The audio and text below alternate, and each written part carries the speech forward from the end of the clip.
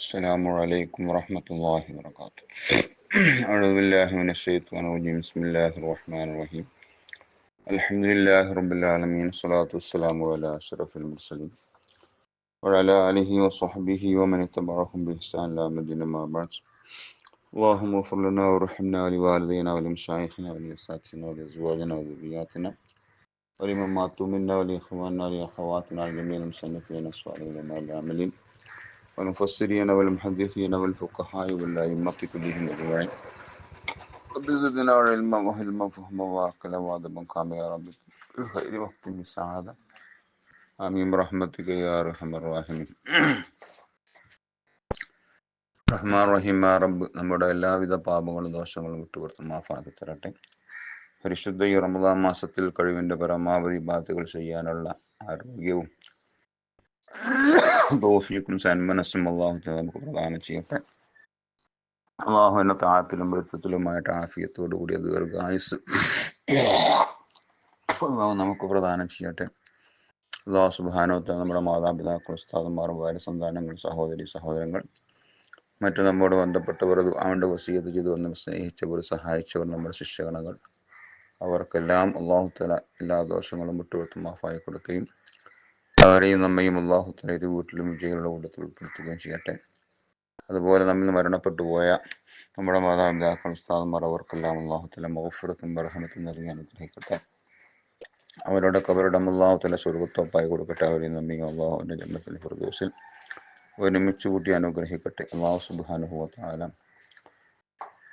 ഇനിയും നമ്മുടെ ജീവിതത്തിൽ പല പ്രാവശ്യം റമദാനെ സ്വീകരിക്കാൻ ഇബാദത്തുകൾ ചെയ്യാൻ അള്ളാഹു തആല തൗഫീഖ് നൽകട്ടെ. അള്ളാഹു സുബ്ഹാനഹു വ തആല നമ്മുടെ ഗൾഫിലെ സഹോദരങ്ങൾക്കും മക്കൾക്കുമൊക്കെ സമാധാനവും സംരക്ഷണവും അള്ളാഹു സുബ്ഹാനഹു വ തആല നൽകട്ടെ. ഗൾഫ് രാജ്യങ്ങളിലുള്ള എല്ലാ പ്രശ്നങ്ങളും യുദ്ധങ്ങളും ഒക്കെ അള്ളാഹു തആല അവസാനിപ്പിച്ച് അവിടെ സമാധാനവും ശാന്തതയും അള്ളാഹു തആല കൈവരുത്തട്ടെ. അള്ളാഹു സുബ്ഹാനഹു വ തആല അക്രമികൾ ആരാണോ അവരെ അള്ളാഹു തആല പിടിച്ചു കെട്ടട്ടെ. അവരെ അള്ളാഹു സുബ്ഹാനഹു വ തആല കണക്കിന് ശിക്ഷിക്കുകയും ചെയ്യട്ടെ. അള്ളാഹു സുബ്ഹാനഹു വ തആല യുദ്ധങ്ങളെല്ലാം അവസാനിച്ച് ലോകത്ത് സമാധാനം കൊണ്ടുവരട്ടെ. അള്ളാഹു സുബ്ഹാനഹു വ തആല എല്ലാവിധത്തിലുള്ള ആഫത്തും മുസീബത്ത് ബലാകളിൽ നിന്ന് നമ്മളെല്ലാവരെയും നമ്മുടെ ബന്ധപ്പെട്ടവരെ അള്ളാഹു കാത്തിരക്ഷിക്കട്ടെ. ആമീൻ റഹ്മത്തിക യാ റഹ്മാൻ. ബഹുമാന ആദരവുകൾ നിറഞ്ഞ സുഹൃത്തുക്കളെ, സ്നേഹിതന്മാരെ, പണ്ഡിതന്മാരെ, സാഹിത്യങ്ങളെ, നാം ഇന്നലെ പറഞ്ഞു വന്ന വിഷയം നോമ്പിന്റെ ഫറദുകളെ സംബന്ധിച്ചാണ്.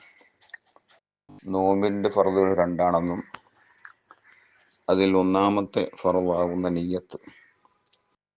നിയ്യത്തിനെ സംബന്ധിച്ചുള്ള ഒരു ചെറിയ വിശദീകരണമാണ് ഇന്നലെ നമ്മൾ നൽകിയത്. ഇന്ന് നമുക്ക് ചർച്ച ചെയ്യാനുള്ളത് നോമ്പിന്റെ രണ്ടാമത്തെ ഫറദാകുന്ന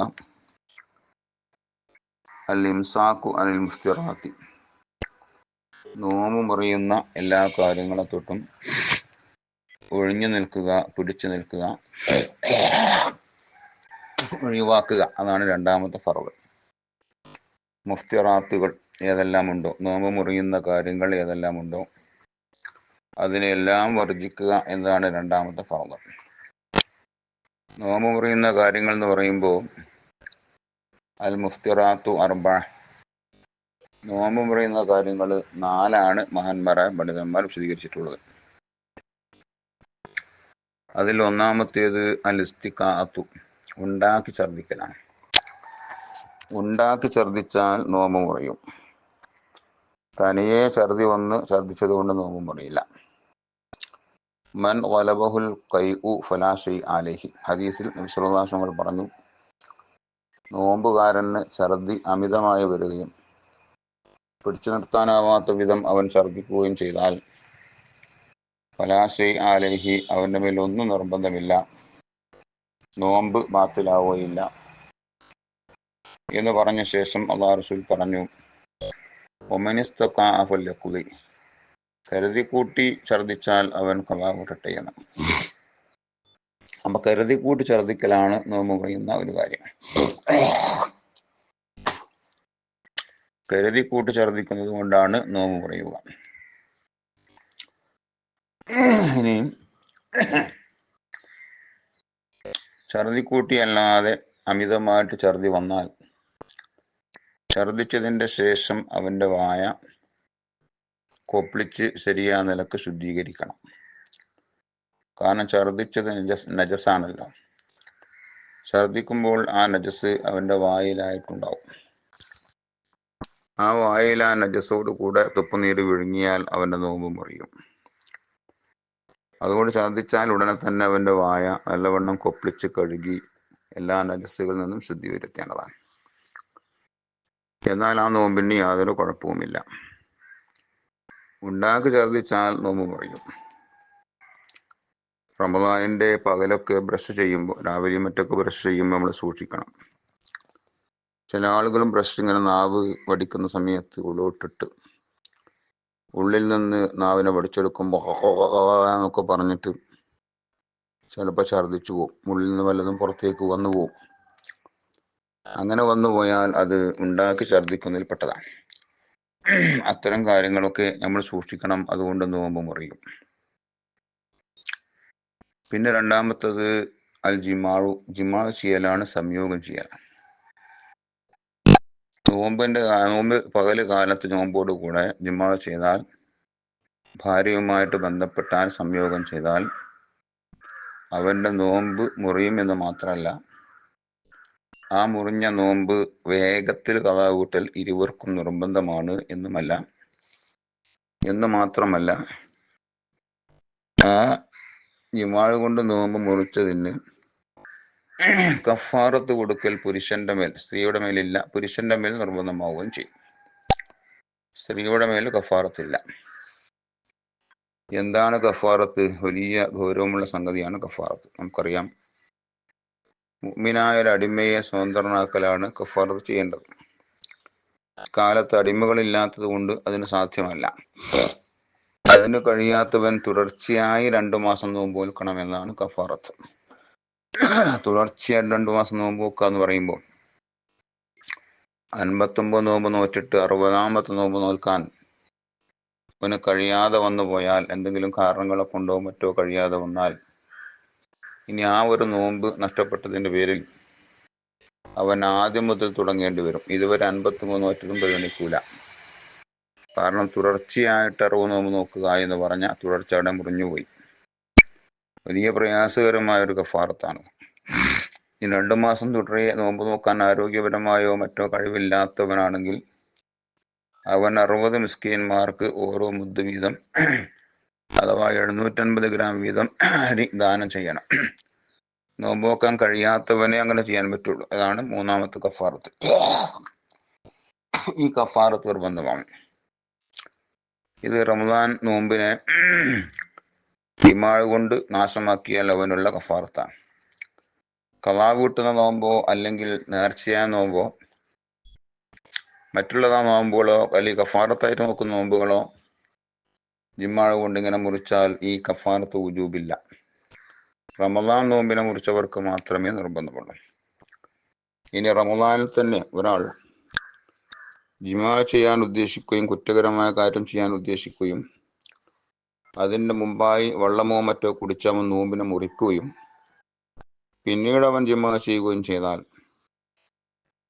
അവന് കഫാറത്ത് നിർബന്ധമാവുകയില്ല. അവൻ വലിയ കുറ്റക്കാരനാവും എന്ന് മാത്രം. കഫാറത്ത് നിർബന്ധമാവില്ല. കാരണം നോമ്പ് മുറിച്ചത് ജിമാഅ് കൊണ്ടല്ല, വെള്ളം കുടിക്കലുകൊണ്ടാണ്.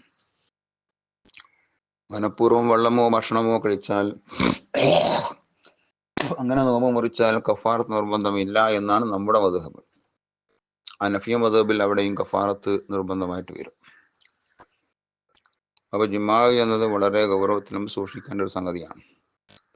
മുമ്പ് വെള്ളമോ മറ്റോ കുടിച്ച് ജിമാഅ് ചെയ്താലും വളരെ കബീറത്തായ ഒരു വലിയ വൻ കുറ്റം അവൻ ചെയ്തു എന്ന അപരാധം അവനിൽ വരും. കഫാറത്ത് ഒഴിവാകുമെങ്കിലും അത് വലിയ ഒരു പ്രശ്നമാണ്.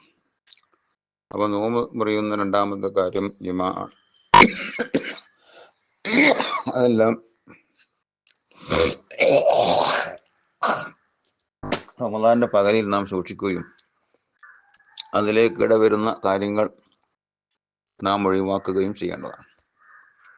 അപ്പൊ 2ാമത്തെ ജിമാഅ്. 3ാമത്തേത് ഇസ്തിംനാഉ, മനീനെ പുറപ്പെടുവിക്കലാണ്. മനിയ് പുറപ്പെട്ടാൽ നോമ്പ് മുറിയില്ല.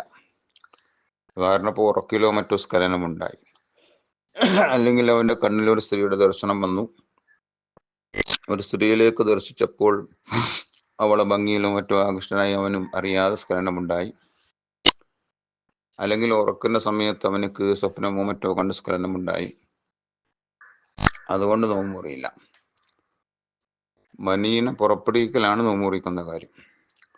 അത് കൈകൊണ്ടാണെങ്കിലും മറ്റു വസ്തുക്കൾ ഉപയോഗിച്ചുകൊണ്ടാണെങ്കിലും, അല്ലെങ്കിൽ മറ കൂടാതെ പരസ്പരം ശരീരങ്ങൾ സ്പർശിച്ചുകൊണ്ടാണെങ്കിലും, ഭാര്യയോ അല്ല മറ്റു സ്ത്രീകളെയോ അവൻ മറ കൂടാതെ സ്പർശിച്ചു, ഉദാഹരണം അവളുടെ മുഖത്ത് ചുംബിച്ചു, അത് കാരണമായിട്ട് ആ സമയത്ത് അവനിക്ക് സ്ഖലനമുണ്ടായി, എന്നാൽ അവന്റെ നോമ്പ് മുറിയും.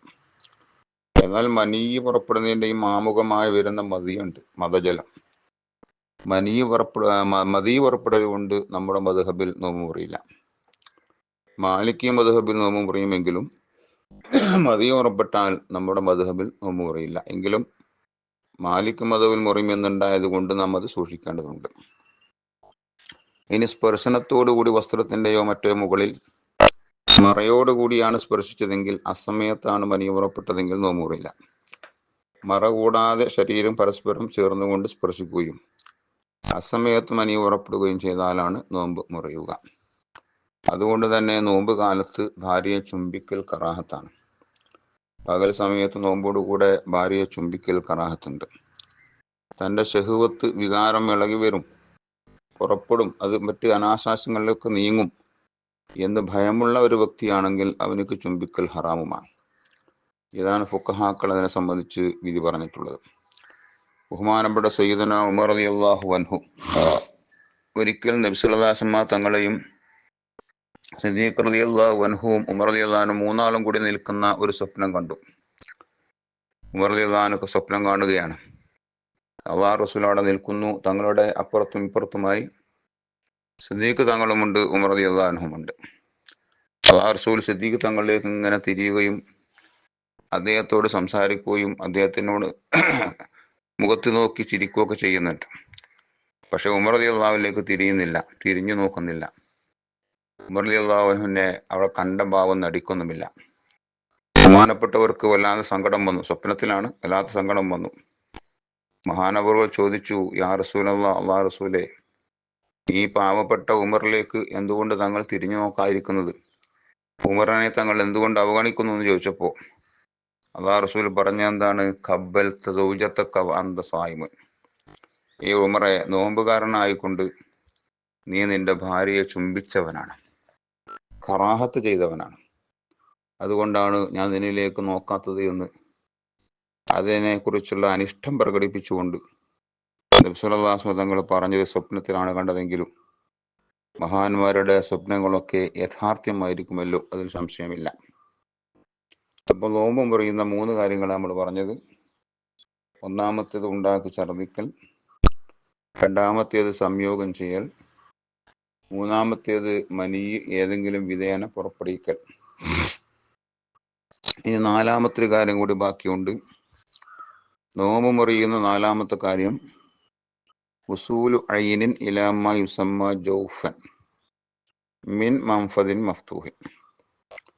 ഉള്ള് എന്ന് പറയപ്പെടുന്ന സ്ഥലത്തേക്ക് തുറക്കപ്പെട്ട ദ്വാരത്തിലൂടെ തടിയുള്ള വല്ല വസ്തുവും ചേരലാണ് 4-മത്തെ കാര്യം. ഉള്ളിലേക്ക് തടിയുള്ള ഒരു വസ്തു ചേരുക. ഇവിടെ കുറെ നിബന്ധനകൾ പറഞ്ഞു. തടിയുള്ള വസ്തു ചേരണം.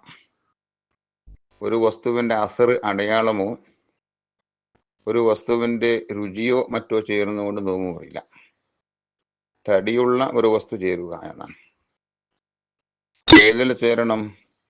തുറക്കപ്പെട്ട ദ്വാരത്തിലൂടെ ചേരണം, 2-ാം നിബന്ധന. 3-മത്തെ നിബന്ധന ഉള്ള് എന്ന് പറയപ്പെടുന്ന സ്ഥലത്തേക്കായിരിക്കണം. ഇങ്ങനെ 3 നിബന്ധനകൾ ഈ 4-മത്തെ കാര്യത്തിലുണ്ട്. അപ്പൊ തടി ഉള്ളിലേക്ക് ചേരുക എന്ന് പറയുമ്പോൾ തടിയല്ലാത്ത വല്ലതും ചേർന്നാൽ നോമ്പ് മുറിയില്ല. ഉദാഹരണം പറയുകയാണെങ്കിൽ, നോമ്പ് കാലത്ത് സ്ത്രീകള് ഭക്ഷണം പാകം ചെയ്യുമ്പോൾ അതിന്റെ രുചി നോക്കി, അതിൽ ഉപ്പുണ്ടോ അല്ലെങ്കിൽ മുളകുണ്ടോ എന്നൊക്കെ രുചി നോക്കി, നാവിൽ വെച്ച് നോക്കി. ഉടനെ തന്നെ തുപ്പിക്കളയുകയും ചെയ്തു.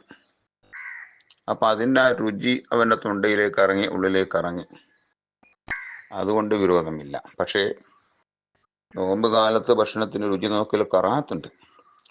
നോമ്പ് അതുകൊണ്ട് മുറിയില്ല. വേഗത്തിൽ തുപ്പിക്കളഞ്ഞ് വായ കൊപ്പിച്ച് ആ ഭക്ഷണത്തിന്റെ മസാലയുടെയും മറ്റൊക്കെ അടയാളം ഒഴിവാക്കിയാൽ തുപ്പിക്കളഞ്ഞാൽ മതി, നോമ്പ് മുറിയില്ല. പക്ഷെ എങ്കിലും അത് കറാഹത്തുണ്ട്. അപ്പോൾ ആ രുചി വായനയിലേക്ക് എത്തി, വിരോധമില്ല. അതുപോലെ തന്നെ കണ്ണിൽ മരുന്നൊഴിക്കൽ കൊണ്ട് നോമ്പ് മുറിയില്ലല്ലോ. ഒരാൾ കണ്ണിൽ മരുന്നൊഴിച്ചപ്പോൾ ആ മരുന്നിന്റെ രുചി അവന്റെ തൊണ്ടയിലേക്ക് ഇറങ്ങി, തൊണ്ടയിലേക്ക് ഇങ്ങനെ വന്നു. എന്നാൽ അതുകൊണ്ട് നോമ്പ് മുറിയില്ല. കാരണം അത് തടിയുള്ള വസ്തുവല്ല, തടിയല്ല. അതുപോലെ തന്നെ കാറ്റ്, വായു നമ്മുടെ ഉള്ളിലേക്ക് പോയി, അതുകൊണ്ട് നോമ്പ് മുറിയില്ല. അതുപോലെ തന്നെ പുകയും അത് അസറിൽപ്പെട്ടതാണ്. ഭക്ഷണം പാകം ചെയ്യുമ്പോഴോ മറ്റോ അടുപ്പത്ത് ജോലി എടുക്കുമ്പോൾ പുക നമ്മുടെ മൂക്കിലൂടെയോ വായിലൂടെയോ ഉള്ളിലേക്ക് കയറി, അത് അസറിൽപ്പെട്ടതാണ്, നോമ്പ് മുറിയില്ല എന്നാണ്. അതുകൊണ്ട് സിഗരറ്റ് വലിച്ചാൽ നോമ്പ് മുറിയില്ല എന്നൊക്കെ പറയപ്പെടും. പക്ഷെ എങ്കിലും അതിൽ വേറെ ചില വിഷമങ്ങൾ വരും. സിഗരറ്റ് വലിക്കുന്നത് കൊണ്ട് വായ പകർച്ചയാവും. അപ്പൊ തുപ്പുനീർ അറിയാതെ പോയാലും വിഴുങ്ങിയാലും നോമ്പ് മുറിയും. മാത്രമല്ല അത് ക്ഷീണമുണ്ടാക്കും. പല അർത്ഥങ്ങളും അതിനുണ്ടായത് കൊണ്ടാണ് വീടി വലിക്കാൻ പാടില്ല എന്ന് പറഞ്ഞത്. പുകയെ സംബന്ധിച്ച് ഫുഖഹാ പ്രബലമായി പ്രായത്തിൽ പറഞ്ഞത് പുക അയിനല്ല, തടിയല്ല എന്നാണ്. അതുകൊണ്ട് അത് ഉള്ളിലേക്ക് ചേരൽ കൊണ്ട് നോമ്പ് മുറിയില്ല എന്നുമാണ് അവർ പറഞ്ഞിട്ടുള്ളത്. അപ്പൊ തടിയുള്ളൊരു വസ്തുവിലേക്ക് ചേരണം, അപ്പോഴാണ് എന്ത് ചെയ്യുക, നോമ്പ് മുറിയുക. ഈ പറഞ്ഞ അയിന് അല്ലാത്ത, തടിയല്ലാത്ത അസറുകൾ, അടയാളങ്ങളൊന്നും ഉള്ളിലേക്ക് ചേർന്നതുകൊണ്ട് നോമ്പ് മുറിയില്ല. അതുപോലെ തന്നെ നമ്മൾ സഞ്ചരിക്കുന്ന സമയത്ത് പൊടിക്കാറ്റടിച്ചുകൊണ്ട് നാം അറിയാതെ ആ പൊടിക്കാറ്റിലൂടെ വരുന്ന അസറുകൾ, വായിലൂടെ ഇങ്ങനെ പറന്നു വരുന്ന അസറുകൾ നമ്മുടെ ഉള്ളിലേക്ക് കയറിപ്പോയി, എന്നാലും എന്താവില്ല, നോമ്പ് മുറിയില്ല. അതൊക്കെ തടി ഉള്ളിലേക്ക് പ്രവേശിക്കുക എന്ന് പറഞ്ഞതിൽ നിന്ന് പുറത്താണ്. പിന്നെ പറഞ്ഞത് ഉള്ള് എന്ന് പറയപ്പെടുന്ന സ്ഥലത്തേക്കായിരിക്കണം ചേരുന്നത്. ഉള്ള് എന്ന് പറഞ്ഞാൽ ഏതാണ്? ഉള്ള് എന്ന് പറഞ്ഞാൽ ഒന്ന് ആമാശയം, ആമാശയത്തിലേക്ക് ചേരുക. രണ്ട് തലച്ചോറ്, തലച്ചോറിലേക്ക് ചേരുക. മൂന്ന് വയറ്, വയറിലെ കുടലിലേക്ക്, വയറിലേക്ക് ചേരുക. ഇതാണ് ഉള്ള് എന്ന് പറഞ്ഞത്. ഈ പറയപ്പെട്ട സ്ഥലത്തേക്ക് ചേരുമ്പോഴാണ് നോമ്പ് മുറിയുക. അതുപോലെ തന്നെ തുറക്കപ്പെട്ട ദ്വാരത്തിലൂടെ എന്ന് പറഞ്ഞു.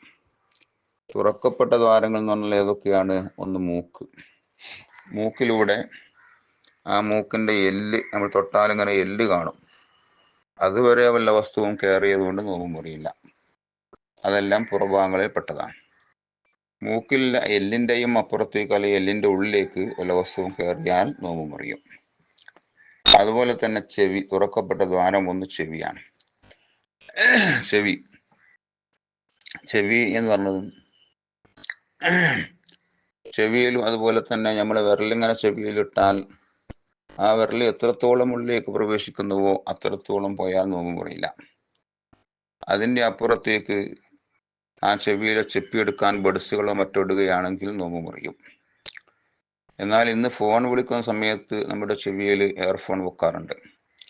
അത് വെക്കുന്നതുകൊണ്ട് നോമ്പ് മുറിയില്ല. കാരണം അത് അവന്റെ വിരലിടുന്ന ആ സ്ഥലത്തേക്ക് മാത്രമേ എത്തുന്നുള്ളൂ, അതിന്റെ അപ്പുറത്തേക്ക് പോകുന്നില്ല. അതുകൊണ്ട് അത് നോമ്പ് മുറിയില്ല. പിന്നെ തുറക്കപ്പെട്ട സ്ഥലം എന്ന് പറഞ്ഞ വായയാണ്. വായ, വായ എന്ന് പറഞ്ഞത് നമ്മുടെ അറബി അക്ഷരങ്ങളിൽ ഹാ പുള്ളിയില്ലാത്ത ഹാന്റെ മഹ്റജാകുന്ന തൊണ്ടയുടെ മധ്യഭാഗം എന്ന് പറയാം. തൊണ്ടയുടെ മധ്യഭാഗം, ആ മധ്യഭാഗത്തിന്റെ അപ്പുറത്തേക്ക്, മധ്യഭാഗം അതിന്റെ അപ്പുറത്തേക്ക് ഹാന്റെ മഹ്റജിന്റെയും അപ്പുറത്തേക്ക് വല്ല വസ്തുവും പ്രവേശിച്ചാൽ അത് കാരണം അവന്റെ നോമ്പ് മുറിയും. പിന്നെ തുറക്കപ്പെട്ട ദ്വാരങ്ങൾ മലമൂത്ര വിസർജന ദ്വാരങ്ങളാണ്.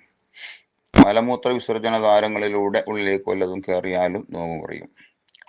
അപ്പോൾ നോമ്പ് കാലത്ത് നമ്മൾ കാഷ്ടിക്കുന്ന സമയം ശ്രദ്ധിക്കേണ്ടതുണ്ട്. കാഷ്ടിക്കുന്ന സമയത്ത് മനോഹരം ചെയ്യുമ്പോൾ ആ മനോഹരം ചെയ്യുന്ന ഭാഗത്ത് പിന്തുവാരത്തിൽ പുറത്തേക്ക് വിളവായി നിൽക്കുന്ന സ്ഥലമല്ലാതെ അതിൻ്റെ ഉള്ളിലേക്ക് വിരൽ പോവുകയോ മലദ്വാരത്തിന്റെ ഉള്ളിലേക്ക് വിരൽ കടത്തുകയോ ചെയ്താൽ നോമ്പ് മുറിയും. അതേപോലെ തന്നെ സ്ത്രീകൾ മൂത്രമൊഴിക്കുന്ന സമയത്ത് അവർ രണ്ട് കാലുകളും കക്കൂസിലിരിക്കുന്നത് പോലെ ഇരുന്നാൽ, യൂറോപ്യൻ കക്കൂസിലല്ല, സാധാരണ കക്കൂസിലിരിക്കുന്നത് പോലെ അവരിരുന്നാൽ അവരുടെ ഗുഹ്യഭാഗത്തിൽ നിന്ന് പുറത്തേക്ക് എത്ര സ്ഥലം വെളിവാകുമോ അത്ര സ്ഥലത്തേക്ക് സ്പർശിക്കാൻ പാടുള്ളൂ. മനോഹരം ചെയ്യുമ്പോൾ അവരുടെ കൈവിരലുകളും മറ്റും അവിടേക്ക് മാത്രമേ എത്താൻ പാടുള്ളൂ. അതിൻ്റെയും അപ്പുറത്തേക്ക് കൈവിരലുകൾ പോയാൽ അവരുടെയും നോമ്പ് മുറിയും. അത് ശ്രദ്ധിക്കേണ്ടതുണ്ട്. അതുപോലെ തന്നെ പുരുഷന്മാർ ലിംഗത്തിൻ്റെയും അതിൻ്റെ ദ്വാരത്തിലൂടെ ഉള്ളിലേക്ക് വല്ലതും കയറ്റിയാലും അല്ലെങ്കിൽ കയറിയാലും നോമ്പ് മുറിയും. അത് ശ്രദ്ധിക്കേണ്ടതുണ്ട്. അപ്പോൾ തുറക്കപ്പെട്ട ദ്വാരം ഒന്ന് മലമൂത്ര ദ്വാരങ്ങളാണ്. എന്നാൽ മൂലക്കു രോഗമുള്ള ആളുകളുണ്ടാവും. അത്തരം ആളുകൾക്ക് അവർ വിസർജിക്കാനിരിക്കുമ്പോൾ മൂലം പുറത്തേക്ക് വരും. ആ മൂലം ചിലപ്പോൾ ഉള്ളിലേക്ക് തന്നെ പിന്നെയും കയറിപ്പോകും. ചിലപ്പോൾ ഉള്ളിൽ കയറ്റാൻ വേണ്ടി വിരലുകളുടെയോ മറ്റോ സഹായത്തോടു കൂടെ കയറ്റേണ്ടി വരും. അത്തരം ആളുകൾക്ക് വിട്ടുവീഴ്ചയുണ്ട്, അവർ നോമ്പ് മുറിയില്ല. അതേപോലെ തന്നെ തുറക്കപ്പെട്ടൊരു ദ്വാരം എന്ന് പറഞ്ഞാൽ ഒന്ന് മുലക്കണ്ണാണ്. മുലക്കണ്ണിലൂടെ ഉള്ളിലേക്ക് വല്ലതും കടന്നാൽ നോമ്പ് മുറിയും. അതുപോലെ തുറന്നുണ്ടാക്കിയ ദ്വാരം, കത്തി കൊണ്ടോ മറ്റോ ഒരാൾ തുറന്നൊരു ദ്വാരം ഉണ്ടാക്കി അതിലൂടെ വയറ്റിലേക്കോ തലച്ചോറിലേക്കോ വല്ലതും പ്രവേശിച്ചു എന്നാൽ അതുകൊണ്ടും നോമ്പ് മുറിയും. എന്നാൽ ഇഞ്ചക്ഷൻ വെക്കുക, അതുപോലെ തന്നെ ഹുക്ലൂസ് കയറ്റുക, രക്തം എടുക്കുക അല്ലെങ്കിൽ രക്തം കയറ്റുക, ഇതുപോലത്തെ കാരണങ്ങളെ കൊണ്ടൊന്നും നോമ്പ് മുറിയുകയില്ല. അതുകൊണ്ട് നോമ്പ് മുറിയില്ല. കാരണം അത് തുറക്കപ്പെട്ട ദ്വാരത്തിലൂടെയല്ല, പിന്നെ ഉള്ള് എന്ന് പറയപ്പെടുന്ന സ്ഥലത്തേക്കുമല്ല, അത് ഞരമ്പിലൂടെയോ അല്ലെങ്കിൽ മാംസത്തിലൂടെയോ മാത്രമാണ്. അതുകൊണ്ട് നോമ്പ് മുറിയില്ല എന്നാണ്.